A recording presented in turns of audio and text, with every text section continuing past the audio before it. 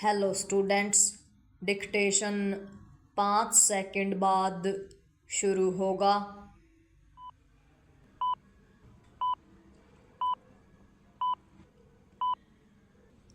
Start. केंद्रीय cabinet की ओर से 8वें वेतन आयोग के गठन को स्वीकृति मोदी सरकार की उस घोषणा पर अमल ही है जो उसकी ओर से इस वर्ष के प्रारंभ में की गई थी।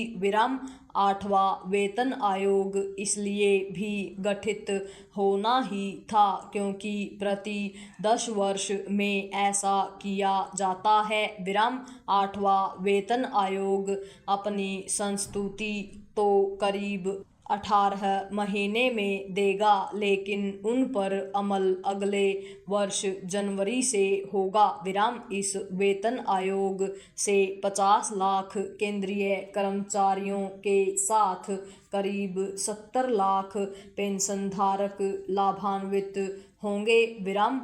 8वां वेतन आयोग गठित करने का फैसला केंद्र सरकार के कर्मचारियों के साथ साथ राज्य सरकारों के कर्मियों को भी प्रसन्न करने वाला है, क्योंकि जैसे ही केंद्रीय सत्ता वेतन आयोग की सिफारिशों को मंजूरी देती है, वैसे ही एक के बाद एक राज्य सरकारें भी इन सिफारिशों के अनुरूप अपने कर्मियों के वेतन भत्ते बढ़ाने लगती हैं। समय के साथ केंद्र और राज्य सरकारों के कर्मचारियों का वेतन बढ़ना ही चाहिए, क्योंकि महंगाई बढ़ती रहती है।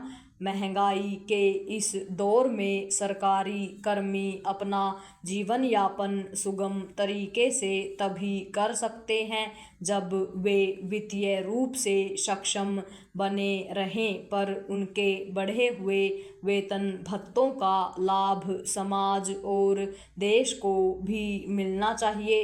यह समय की मांग है कि वेतन आयोग को सरकारी कर्मियों के वेतन भत्ते बढ़ाने के साथ ही ऐसी भी संस्तुतियां करने को कहा जाए जिनसे सरकारी कर्मियों की जवाबदेही और उनकी कार्यकुशलता बढ़े।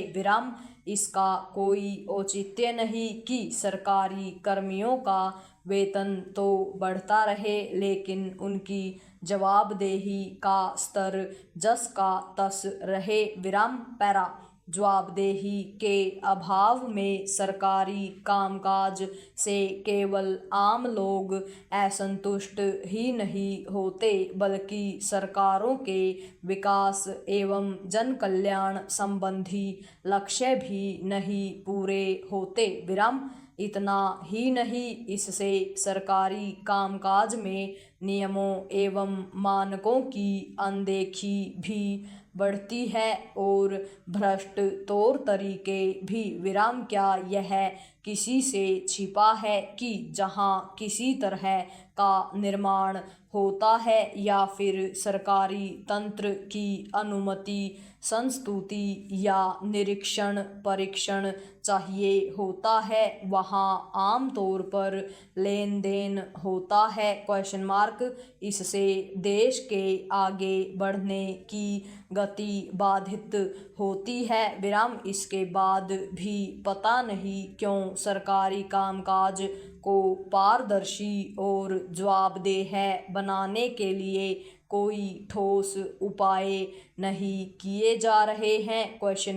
भ्रष्टाचार पर लगाम लगाने के तमाम दावों और लोकपाल लोकायुक्तों के गठन के बाद भी सरकारी तंत्र के रंग ढंग एक बड़ी हद तक पहले जैसे ही हैं। चंद क्षेत्र ही ऐसे हैं जहां सरकारी कामकाज का स्तर सुधरा है। आखिर निजी क्षेत्र अपने कर्मचारियों को जिस तरह जवाबदेही के दायरे में रखता है, वैसे ही केंद्र और राज्य सरकारें क्यों नहीं रख सकती, और वह भी तब जब वे सुशासन का दावा करती रहती हैं?